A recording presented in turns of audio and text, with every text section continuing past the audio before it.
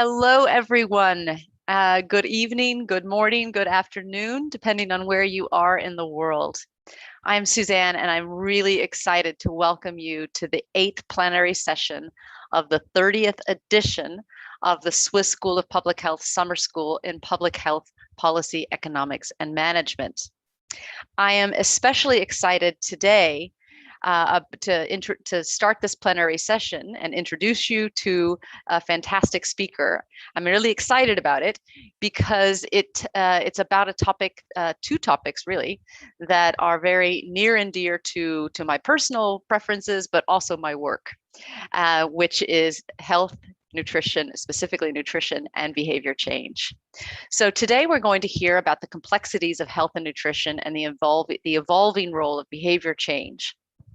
And I'm really excited that Rowena Merritt is here to share with us some of her expertise and insights from so many years of both academic and practice experience. So before we do that, though, for those of you who haven't seen this in an earlier plenary that we've had this week, I wanted to take the opportunity to share with you that in our 30th edition of the summer school, we have reached more people and involved more people in the summer school than we've ever been able to do before. So on one hand, while we can't be together physically here in beautiful Lugano, Switzerland, we are together online. 178 participants from 50 different countries and 44 nationalities enrolled in 289 courses. So that means many people are taking multiple courses. We also welcome 43 facilitators. So we have 14 courses, which means many courses are getting a lot of expertise in the classroom, being that online, but we're getting multiple facilitators to help everyone engage in mutual learning for change. So here you can see the reach of the summer school at the moment.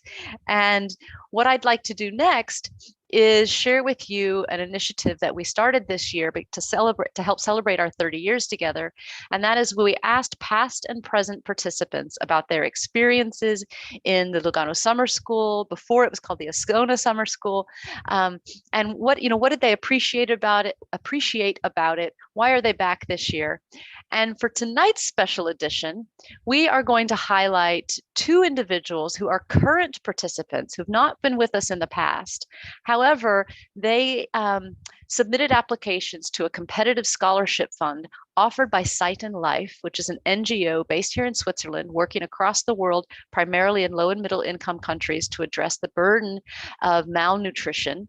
And they applied for the scholarship. And I showed 3 of those earlier in the week on the first day to talk about their thinking about the future. And tonight I want to show you 2 other scholarship participants who responded to the challenge to explain how they plan to change the world. So if my screen share works properly, I hope you can now see the screen with that introduces them. So they were asked, how would you change the world to make it a better place? And these are 2 of the current participants. I welcome you. I'm happy you're here, and I know that you plan to change the world, and you will do so. So let me play their videos for you.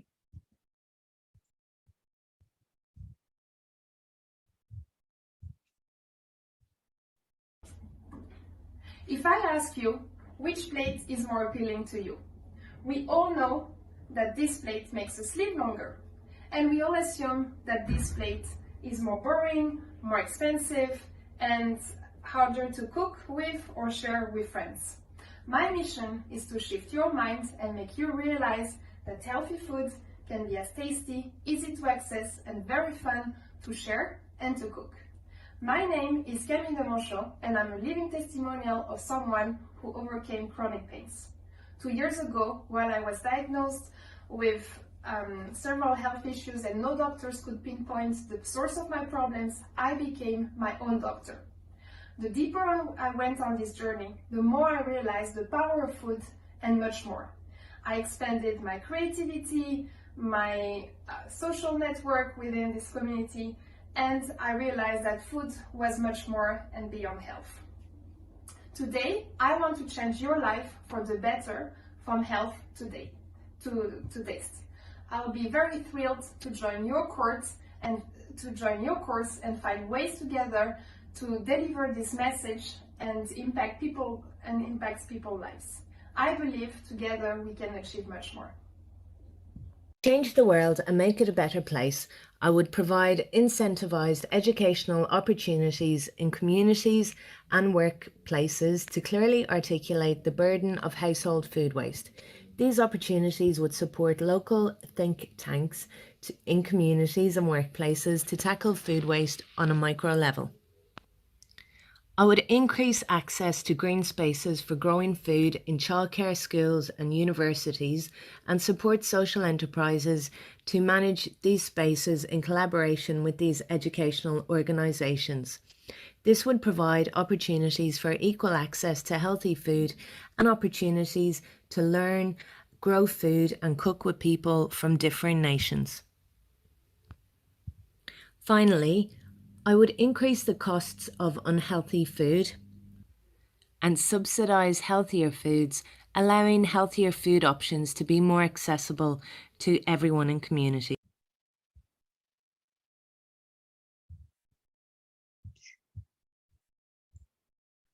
Thank you so much to both of you, and congratulations on winning that scholarship.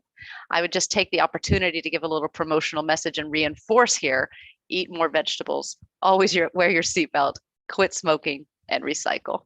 Very nicely done. So without further ado, I would like to introduce you to Rowena Merritt. She is a senior advisor on consumer insights and social marketing at Sight and Life. She's a research fellow at the University of Kent in the UK, and she's social behavior change and communication specialist at the United Nations World Food Programme. She is a behavioral scientist with over 15 years experience working in social marketing and public health. She was awarded a Doctor of Philosophy at the University of Oxford in 2006, and upon graduation, she helped set up the National Social Marketing Centre in London. Under her position at the centre, she managed England's first multi-trial applications of social marketing, involving 10 sites across England, each focused on a different topic or audience. Then she moved into the Department of Health England, where she worked on the development and implementation of the National Social Marketing Strategy, Ambitions for Health. Since leaving the Department of Health in 2010, she's worked for a range of UN organizations and NGOs, as well as national government departments in over 30 countries. And I know those of you who followed the course she taught last year and who are now following the course that she's leading this year, you know she's fantastic, both in terms of really mixing the academic and the practice experience, but also sharing her insights and her motivation and really practical ways that we can truly make people want, not just get healthy foods, but want healthy foods. So Rowena, I'm going to turn it over to you. Thank you so much for being here.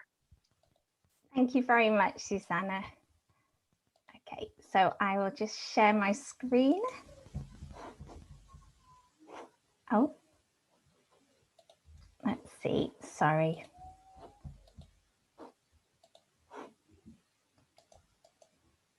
Okay. Can everybody see my full screen or the ones with notes? Full screen. Full screen. Perfect. You don't want to see my scribbles as well. So yes, good morning or good afternoon, evening to all of you. And thank you so much for joining me here today. Today, I'm going to be looking at this complex issue of health and nutrition.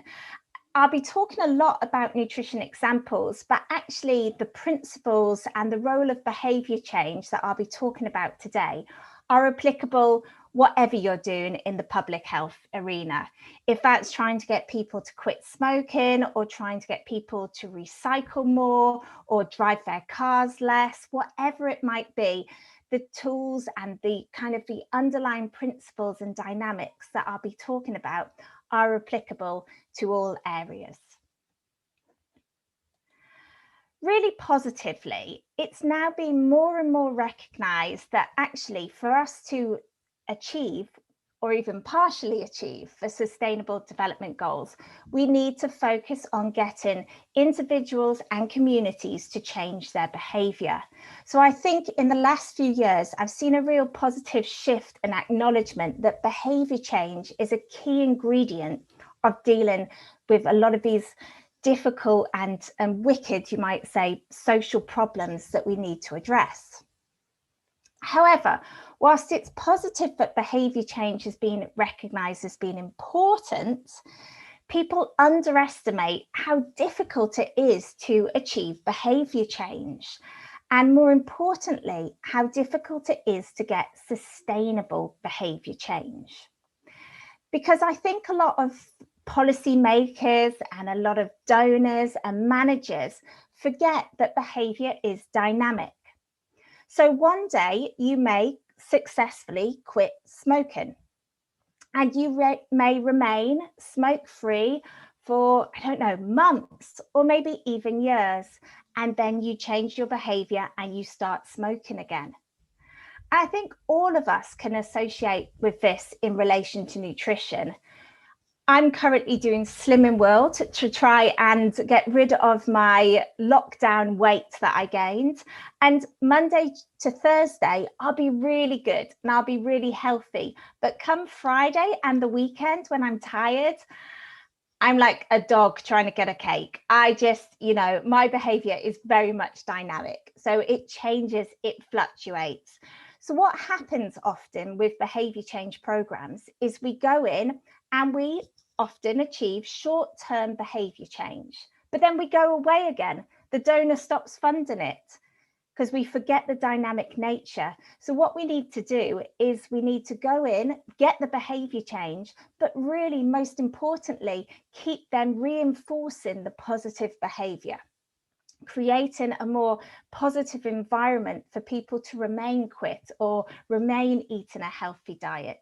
And that's often what is neglected.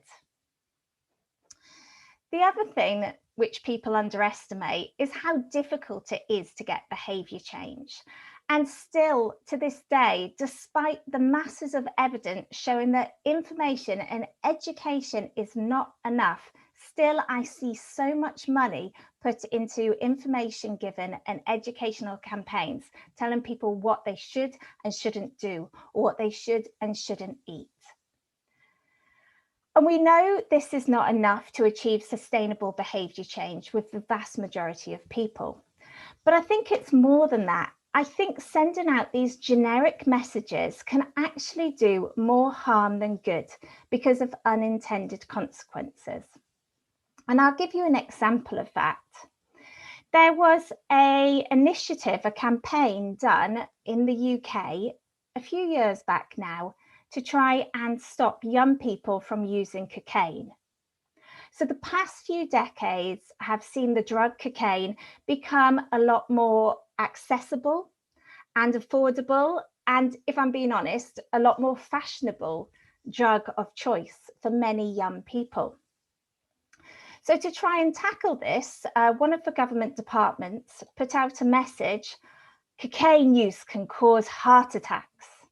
And this was a hard-hitting message aimed at young people.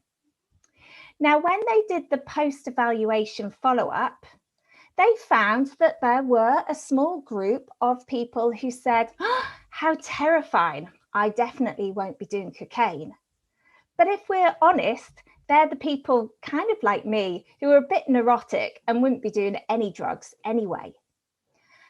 But for 56% of the young people, the message didn't resonate at all. They just kind of said, so what? Who cares?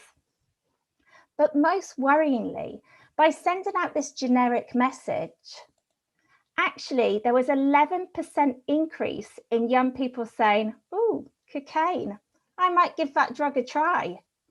Because if you think about the message, cocaine use can cause heart attacks. And if you asked young people who has heart attacks, I imagine they would say old people, oh, not young people at all. So then as a young person, if you're looking at that and thinking, well, if the worst thing can happen is I have a heart attack and I'm young, so I'm not going to have a heart attack, it's not that bad, that drug, I might give it a go. So by sending out these kind of information that are informally correct, but ineffective messages, not only do they not change behavior, but actually unintentionally, they can have an opposite effect. They can create more harm than good. The other thing you see a lot about in the past decade in the behaviour change world is this nudge agenda. You know, this kind of changes to the environment, these subtle changes to the environment that make us, the consumers, change our behaviour without even noticing. And though they seem to be very effective in the short term, I'm always left wondering about their long-term impact. For example, people often talk about having a smaller bowl, so you put less food on your plate and psychologically feel fuller sooner. Or a very famous one is that if you put the chocolate milk behind the regular milk in a canteen, then more children pick up the regular healthy milk instead of the sugar-rich chocolate milk. But I'm always left thinking, like, will that be a sustainable behaviour change? Because we all know kids are super smart. My children seem far smarter than I was when I was a kid. And it doesn't take a genius to work out that the chocolate milk is just behind the regular milk. So how long will it be until the children say, but actually, you know what? I prefer chocolate milk. I'm going to swap back to the chocolate milk. So what we need to do is we need to generate demand, not for the chocolate milk. We want children not to be manipulated to pick the regular milk. We want them to demand the regular milk. We want that to be their first choice, not their default choice. And to do that and get this sustainable behaviour change, we need to move beyond education, move beyond these simple nudges, and we need to understand what moves and motivates people. We need to understand the social, cultural, and behavioural dynamics that influence people's decision-making behaviours. Now, to understand these dynamics, we need to start by asking the right questions. Often, if we're being honest, in public health and in nutrition, we ask quite maybe mundane type questions.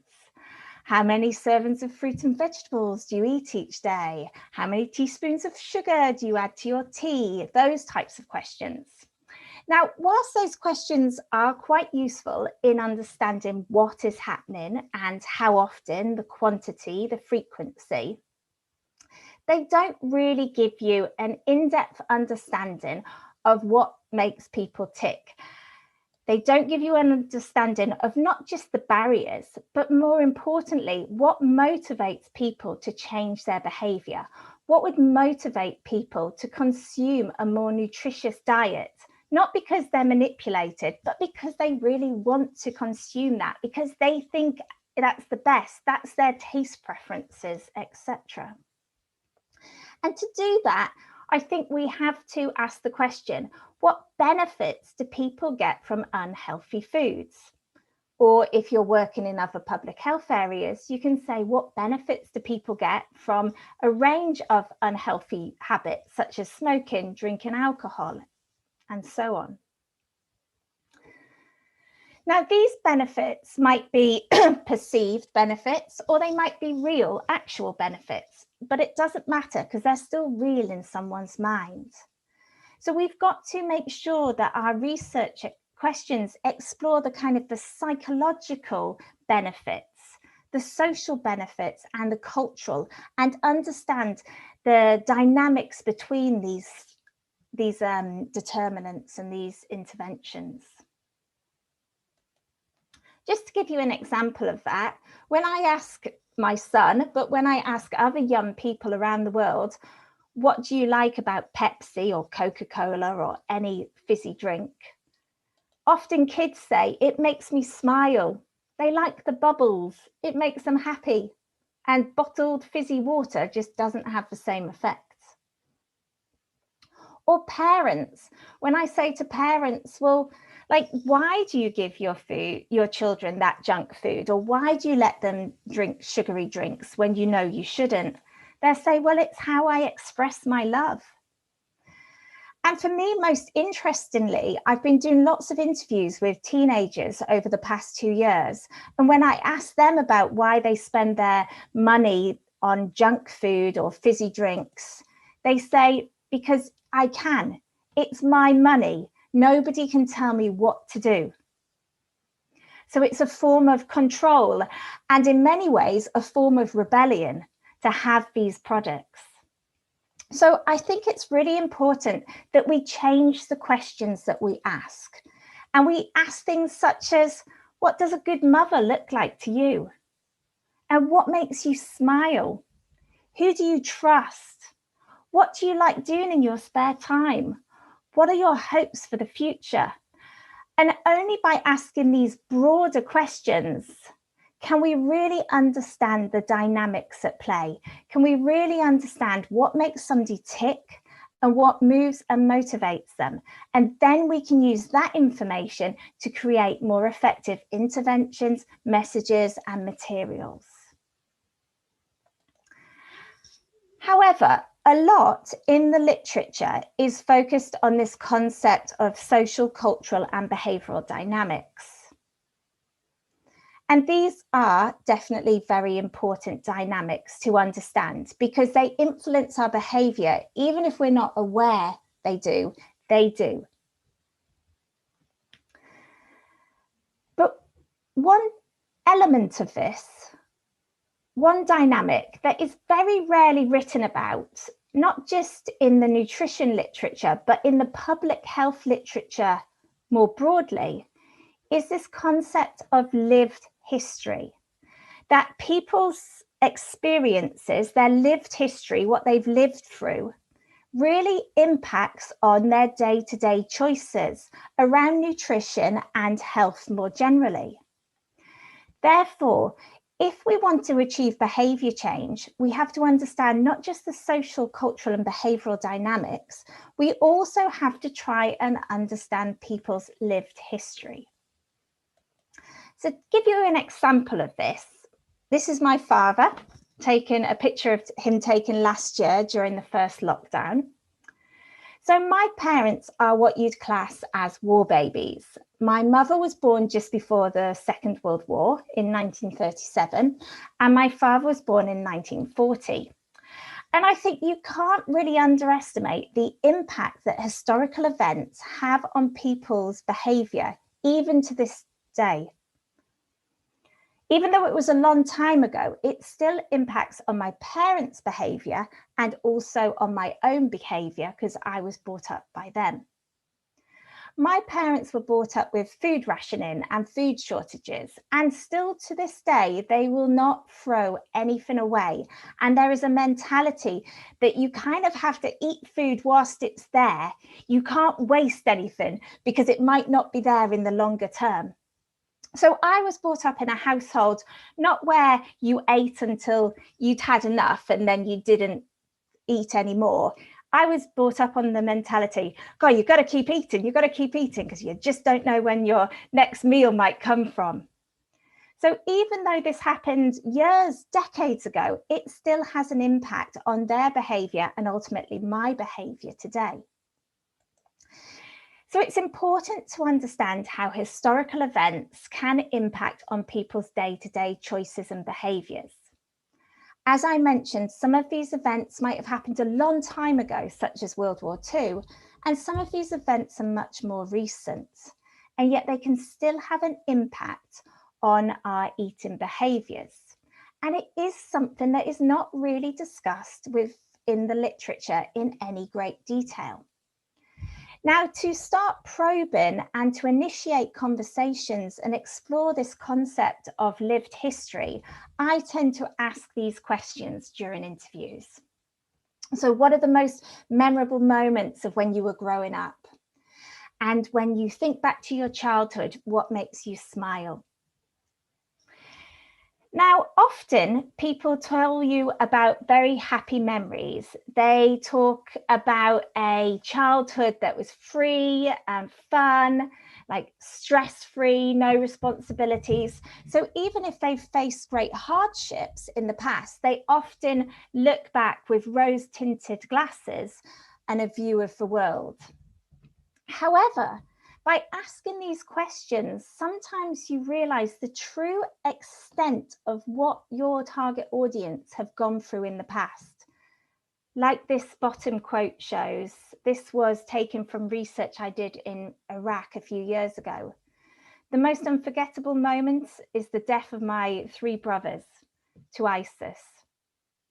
And I think this, by understanding this lived history, really helps you not just understand how it can influence decisions and behaviour, but it also puts the topic area into perspective. For me, this really put healthy eating into perspective. If you've fled your homeland after 3 of your brothers have been killed by a terrorist group, are you really going to care about healthy eating at that moment in time? Are those generic interventions and messages really going to resonate with you? I doubt it, but it doesn't mean you can't get people to make healthier choices and demand healthier foods. It just means by understanding this lived history, you can better tailor your messages and develop more effective interventions. The first time I realized the importance of past events on people's behavior was in relation to a piece of work, a great piece of work that was done for the World Food Programme in Jordan with Syrian refugees living in one of the refugee camps there. What became apparent really quickly was that they loved Pepsi. They really loved Pepsi. They all talked about Pepsi and they all drank Pepsi. It was so unpopular. It was so popular, sorry. This was despite them knowing that it was unhealthy. So it made me realize very quickly that they prioritized their child's short-term health over longer-term health benefits. So when starting to probe more around this to try and understand where this love of Pepsi had come from, it quickly became apparent that they felt really guilty that they'd had to take their children away from Syria, a place where they had happy memories and they remembered very peaceful, fun childhoods before the troubles began. They felt really unsatisfied with their current lives. They lived very much for the moment. So if they could give their children just a tiny slice of happiness, they would. And that tiny slice of happiness often came in a bottle of Pepsi. They didn't plan for the future. They focused on the here and now because of their lived history. Now, I'm not sure if any of you know what the slogan of Pepsi is, but I do wonder to myself, did they get that insight before me? Did they know that already? And do they use that insight to sell? The final dynamic I want to mention to you today is in relation to inter-household dynamics. So when we look at the cultural and social dynamics, we often think about the role of gender, so the role of men, women, and the power within a household. Now, when I've worked on projects before and I've talked about the disempowerment of my target audience, who are frequently pregnant and breastfeeding women, I'm always referred to working with the gender specialist because it's the assumption that it is the men within a household who are disempowering the mothers. Now, don't get me wrong, exploring the male-female gender dynamics is absolutely vital, and it is something I still do in all my projects. However, I think if we look at things in a too dichotomous way, you might say, male-female way, it loses and it dismisses the intricacy of social hierarchies and the inter-household dynamics that often are at play. So that's why when I look at these social and cultural dynamics, I also look at the inter-household dynamics and I move beyond just the gender dynamics, because often within the projects I work in, the person who has power within the house is the mother-in-law. And it's the mother-in-law who controls the kitchen and controls what people eat or what people do not eat. And the mother-in-law can control all sorts of things, from the feeding of the child to how long the mother breastfeeds, etc. So a lot of the key nutritional interventions need to be focused not just on the male-female gender dynamics, but this inter-household dynamics as well. To give you an example of that, Sight and Life did a project called Eat More, Eat Better, and it was a project delivered in India. As in many countries, in parts of India where this project was done, during pregnancy and when women are breastfeeding, they're often not getting enough of the right food at the right time, you might say. They're not getting enough calorie input. This is despite various promotions by healthcare professionals. It's still not necessarily changing behaviour. So what Sight and Life did is they did research, not just with the mothers and the fathers, but with the whole family unit, to try and understand who had control of the kitchen and who had control of decision making when it came to what people ate. And it turned out it was the mother-in-laws. And the mother-in-laws would use words such as indulgent, greedy, and lazy when they were describing their daughter-in-laws and their need for more food during pregnancy and breastfeeding. So you can see that the negative environment and the words are very derogatory words that are used. So it's very difficult for the daughter-in-law to ask for more food during pregnancy. The husbands in the households were often kind of caught piggy in the middle, you might say, trapped in the middle, because they didn't want to upset their wives, but they also didn't want to upset their mother-in-laws, their mothers. So it was a very difficult situation for them. And often, to try and overcome this and keep everybody happy, they would try to sneak goodies, sneak fruit and snacks to their wives whilst they were breastfeeding or during pregnancy. So Sight and Life used this information and an understanding of how these dynamics play out within a household, and basically developed a project that was very successful in increasing the snacking behaviour of people. So trying to basically get mothers not to ask for more food during meal times, which is awkward and difficult, but to allow them to snack, which was a bit more subtle and less noticeable. And they were given this cute little snack pack where the husband could sneak goodies into it and the mother could keep it close with her at all times for when she wanted a snack. But they could only develop that and only develop effective intervention because they did research with the whole family and they observed the dynamics within that household. So I suppose my call for action with this presentation is really that when we think about the social, cultural and behavioural dynamics, I think we also need to add into that people's lived history and the inter-household dynamics as well. And we can do that by asking the right questions. And if we get that, then we can get the right information and develop effective interventions and campaign messages. Thank you very much.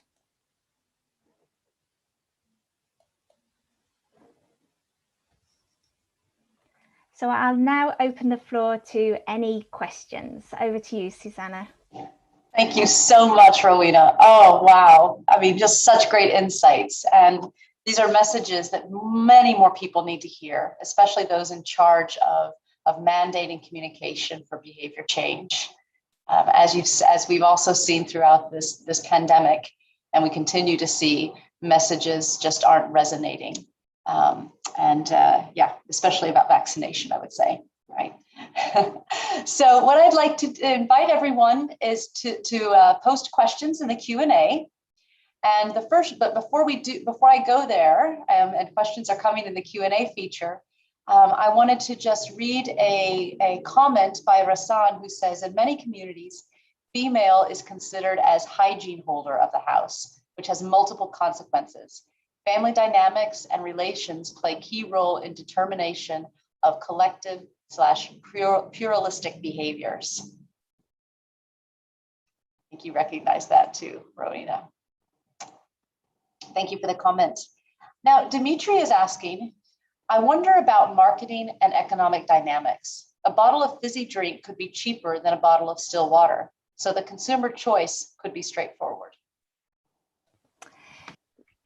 Yes, in theory, if we, you might say, if we increase the cost of unhealthy drinks and decrease the cost of healthy drinks, in theory, you can get the behavior change. However, that underestimates the power of marketing, but it also underestimates that these goods are often inelastic. So, i.e., you can put up the price like you do with cigarettes or petrol, and people are still going to buy cigarettes and petrol. And I think fizzy drinks are, within certain countries and cultures, under that banner of inelastic goods. I don't think it's talked about much, but certainly in places where I work in the Middle East, they will pay extra money to get that fizzy drink because they want that fizzy drink because of the social hierarchy with it. For example, in Iraq, when I was working there, a lot of the families told me, well, when you go to someone's house, you always take big bottles of Pepsi because that's about you being a good guest. You know, you're thanking the host for having you. So it's kind of socially accepted. Or as I was saying with the Syrian refugees, it's about buying a slice of happiness. And if a healthy drink doesn't buy you that slice of happiness, they're going to keep buying the Pepsi. So we've had it in the UK where we raise the price because we have a sugar tax. Does it really affect behaviour change? It does to a certain extent, but alone, you need to move beyond that. You need to have a whole suite of interventions to really get sustainable behaviour change because of these goods being inelastic goods. Thank you, Rowena. I wanted to just maybe get your thoughts about pricing water high for the purpose of getting people to drink tap water. So, for example, I was in a country visiting, and they were purposely pricing plastic bottles of water, PET bottles of water, really expensive because the tap water is so good.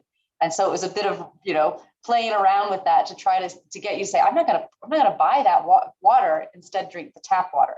Now, I don't know the data on whether or not that actually reinforced sugary drinks or not, but what do you think about that as a behavior change strategy? Yeah, so I always think this is an interesting one. It's difficult because it only works in countries where you can drink the water. And I tried to give up plastic. I went plastic free in 2017, and I tried to have a whole year where I didn't have any single-use plastics. I didn't buy them, I didn't use them. But partway through that year, I went out to work in Ethiopia. And actually there, you kind of have to buy bottled water. Like, there isn't really necessarily the choice. It's dangerous to just consume the tap water most of the time. So it's a difficult one. I think it's a lovely principle, and it's great in theory, but it only works in certain countries. And I always, with water, go back to Evian water. Evian water is so expensive, but because they do the most awesome marketing, you want to buy it because they've got these little babies on skateboards and stuff. Even I want to buy Evian water. So I think, again, you have to, pricing is an important tool, but it's only one tool in the behavior change toolbox, and you have to use multiple tools to get the sustainable behavior change. Thank you. We have a question from Basim Nura from Albania, who says, great presentation. Thank you very much. I guess the key message in your presentation is we need to have a critical mass of social behavior scientists in order to get more data on these questions and orient evidence-based interventions. Stronger schools of public health, more experts on nutrition. What are your thoughts, Rowena? Well, I'm a behavioural scientist, so I'm biased. So I'd say, yes, we need loads of us. But I do think, in all seriousness, you look at the big NGOs, you look at the big UN organisations, and even the big government departments, and there aren't many behavioural scientists. And if they do engage with behavioural scientists, they're often bought in externally, they engage with them for a little bit, write a report, and then they leave. So there's no capacity building within organizations. So I think it's not just about having more behavioral scientists, it's about working within the existing systems we have, whether that's in the UN or the NGOs or a government department, and upskilling the people there, the nutritionists, etc., in this behavior change agenda. I think that is more sustainable to build capacity that way. But of course, you know, people have to have an appetite for it, and it takes time. And, you know, you and I, Susanna, we've been doing this for years and years, and yet we're still learning, because we're still learning more and more about how the brain works every day. So, you know, it's not a quick fix, but I think that's the way to get it sustainable, instead of kind of parachuting people in, which is often the way, it's the way the UK government work, if I'm being honest. You know, it's not unique to the UK, it's everywhere. Thank you. Now we have a question from Oleksiy from Ukraine, who says, "Dear Rowena, many thanks. And what could be done with alcohol and cigarettes?" Oh, alcohol and cigarettes, it's always a tough one. I think it goes back to understanding the benefits people get from, say, alcohol. So I've done alcohol work in Ukraine before a few years ago, and there were definitely benefits people got in drinking alcohol. The young people who often would do what we call binge drinking, so when you go out, have quite a few drinks in one night, they would say, alcohol makes me feel confident and sexy, and it makes me feel more able to talk to the opposite sex. Now, we want young people to feel confident and sexy. We just want them to feel that without alcohol. So I think a key thing to get in behavior change in those really wicked, difficult areas is to understand the benefits they get and find a way to give them those benefits, but through a different channel or through a different intervention. And I did this with a project in England many years ago, where, you know, people drank alcohol, the kids drank alcohol because it was a fun way to engage with other people. Because, you know, when you're in your teens, you just want to have a kiss behind the bike shed kind of thing. So basically we kind of set up a facility where they could hang out with other young people and have fun, but no alcohol was involved. But they could go skateboarding, they could play video games. We had these lovely Xboxes with comfortable gaming chairs and stuff, and that was really successful because it took them off the streets and into a safer environment where they could still gain confidence and chat up the opposite sex, but without using alcohol. Oh, brilliant, brilliant. I just share, I worked on an intervention in Boston in the United States some years ago, and it was a peer-to-peer program for young kids to help other young kids not drink too much alcohol. And through our insights research, what we found is that one of the big drivers for young people drinking alcohol when they didn't really want to was the peer pressure and the perception of not feeling cool because they were the only ones not drinking. So rather than just message on it's okay to not drink, we developed a mobile health intervention. The name of it was called "I'm Allergic to Stupid Decisions." And it was an SMS service so that if young people were in a situation where they felt some peer pressure to drink alcohol and they didn't want to drink alcohol, they could send a message to the service and they get an immediate message back with an excuse to get out of that situation. So they weren't the geek. Yeah. And it was really it was a lot of fun as well, but it also worked. It helped. Now, Mai, who is coming from Myanmar, says, in where I come from, people are very poor. So most food that they can afford are China-made food, which contains lots of chemicals. To change the eating behavior of such people with limited choice, which approach would be effective according to your experiences? Thank you. So I think, so for example, when I was working in Ethiopia, again, you've got very poor, deprived communities on very low income. And, you know, that kind of junk food, whether it's coming in from China or elsewhere, it is very appealing, and it's very appealing because you can keep it for a long time without it going bad. So you can buy it cheap and keep it without it going off. I think in those situations, this is where we really have to use all levers of change. So within the Ethiopia context, we created basically services to support people as a community to share and make change. We created kind of campaigns that challenged people's social norms. We used all levers of change. So we tried to create design interventions where people, I'm having to remember back because this was quite a few years ago, but where people could share recipes of what could be done cheap. We did lots of different things. I really think in those situations, there's not a one size fits all approach that works. But I would say restricting it is not the answer, because people often demand what they can't have. You know, the forbidden fruit, there is a mentality of that. And I have worked on projects where we've tried to put in quite strict controls about what people can and can't buy, what can be imported or consumed, and actually we've always had huge backlash from those interventions. So it's more about working to create a supportive environment to help them work out what they can do with what they've got, what they can do with less, basically find some alternatives for the same price that has the same durability, etc. So think about supply, but not take away the existing goods. Thank you. And Alexi is not letting you forget the second part of her question, which was about cigarettes. You talked about alcohol, but what about cigarettes? I think cigarettes is pretty similar. I think we have to do, I think with cigarettes, the mistake we often make is, or the mistake we've often made in the UK is, first of all, we've focused on knowledge, just telling people how bad smoking is and how it might kill them when they're like 60 years old. So we focused on these long-term health risks, when actually we've got to communicate on very short-term benefits that they could gain from quitting smoking.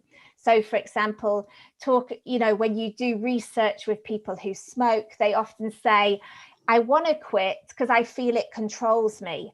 So the benefit of not smoking that you communicate is this sense of freedom, as opposed to the health benefits. So it's a psychological benefit as opposed to the actual health benefits.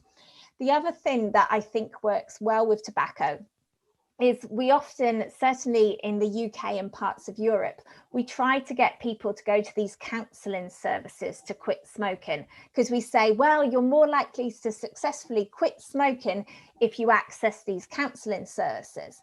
Now that is true, but we know about 70% of smokers want to do it themselves. They want to go cold turkey. So if we understand what smokers want to do, let's develop some products and services to help them go cold turkey, instead of trying to force them into the services that we think they should be using. So it's about understanding, what your smoker wants, as well as the benefits that they get. Thank you very much. And we have another question. This one is coming from Neding Zag. Oh, I'm sorry if I've just butchered your name, joining us from South Africa. It says, Dear Rowena, thank you for the informative presentation. How can we make people to consume more indigenous foods? So I've worked on projects in a way where I've tried to get people to do the opposite, because they try and stop them eating bushmeat, etc. I've not done it the other way around, but I think the same principles apply. Like, ultimately, you have to make whatever food product you want seem more desirable. You have to give it not just health benefits, you have to give it other benefits, such as your family will think you're a great mother if you cook this, everybody will be satisfied. So I think the same principles apply to Indigenous food as to many other foods. It's about just making that food more desirable, you know, making it more socially acceptable to eat. So instead of it seen as a poor person's food, it's seen as a status food. And I always remember years ago working in Bangladesh, and there was this unofficial hierarchy of food. So they would say, well, we eat small fish, but when we get a bit more money, we eat bigger fish. And when we get a bit more money, we eat white meat. And then if we get more money, we eat red meat. And then if we're really rich, we eat Burger King. And actually, it's kind of like that. You have to understand where on their subconscious hierarchy of food does Indigenous produce lie.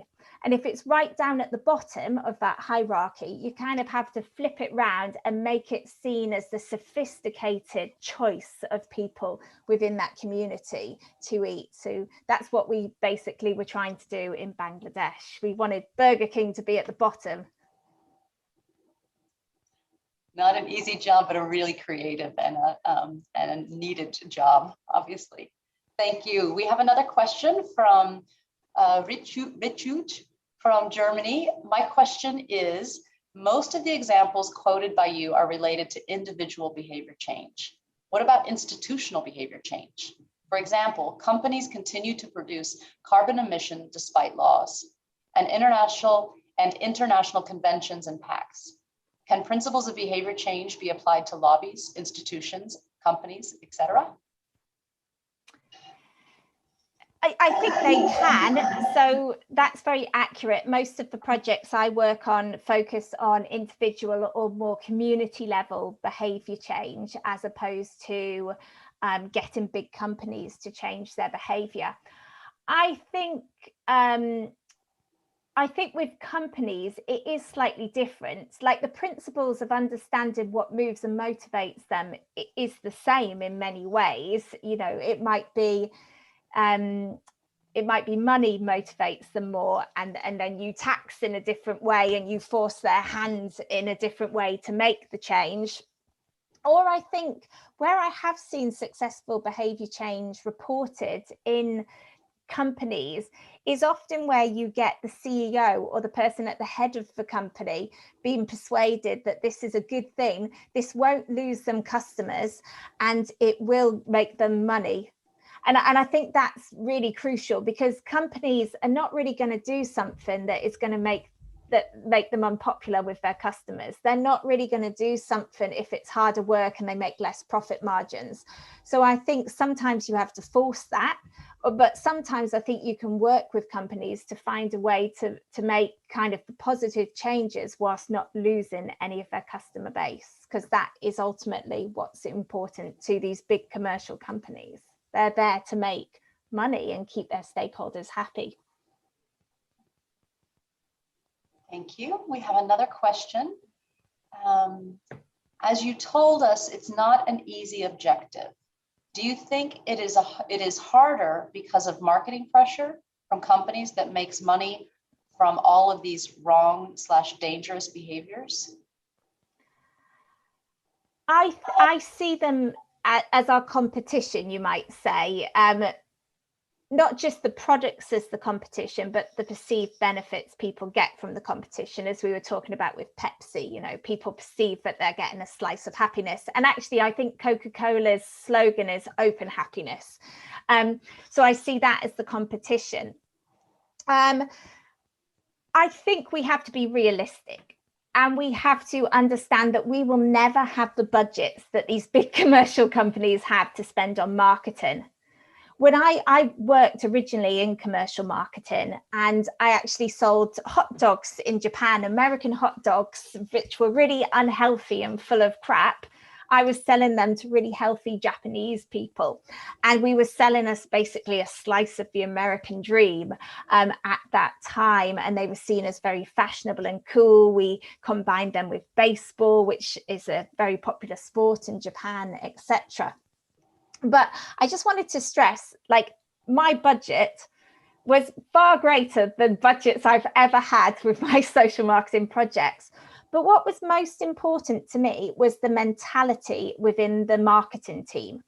So about 70% of our budget went on research, really understanding our consumer. I knew exactly who my consumer was, where they wanted to buy their product, what they liked about the product, what they didn't like, how it made them feel. I knew all that information about them.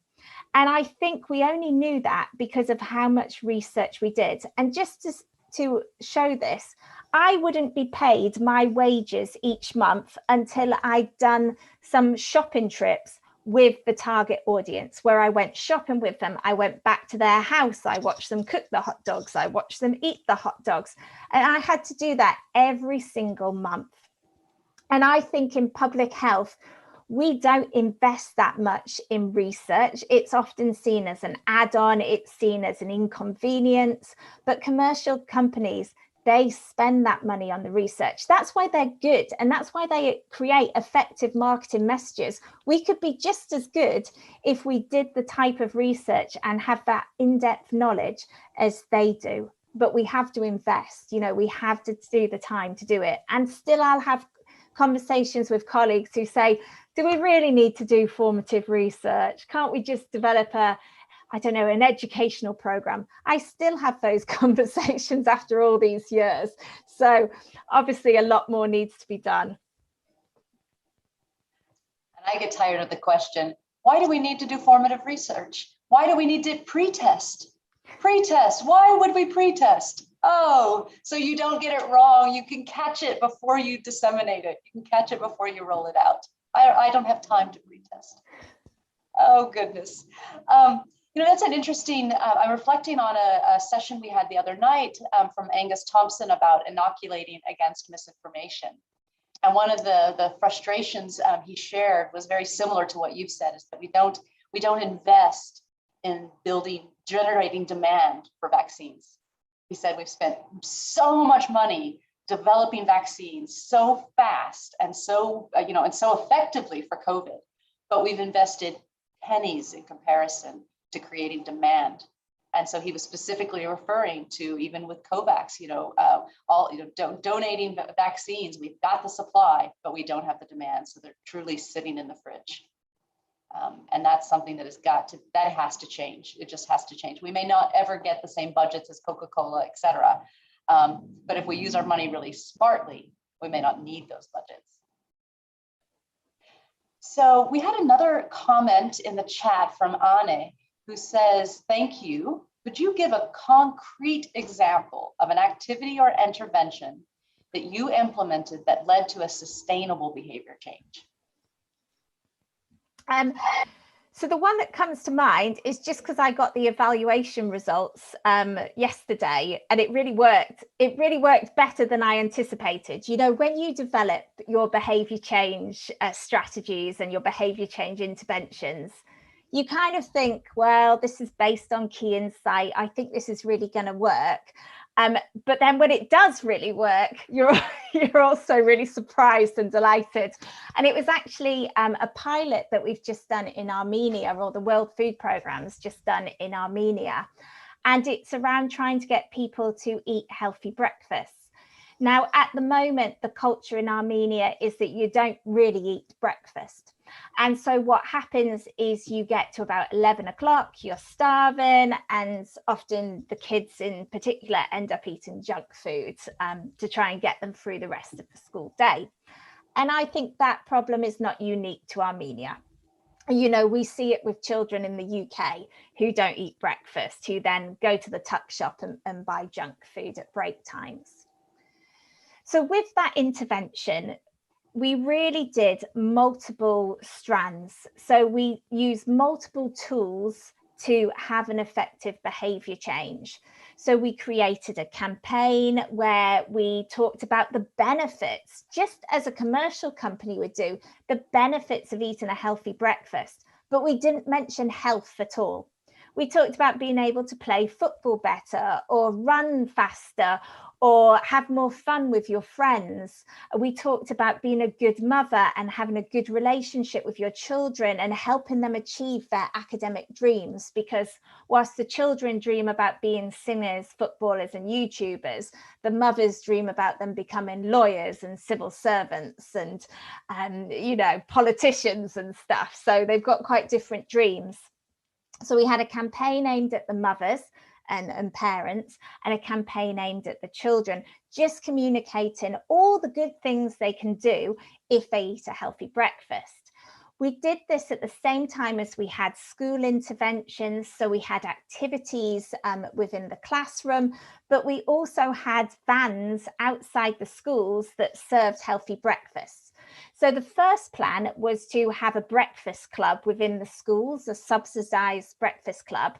But because of COVID, that wasn't really possible. So we had kind of like a food truck, but we made it the coolest thing. So it looked cool and all the kids wanted to go to the food truck because it was the cool thing to do.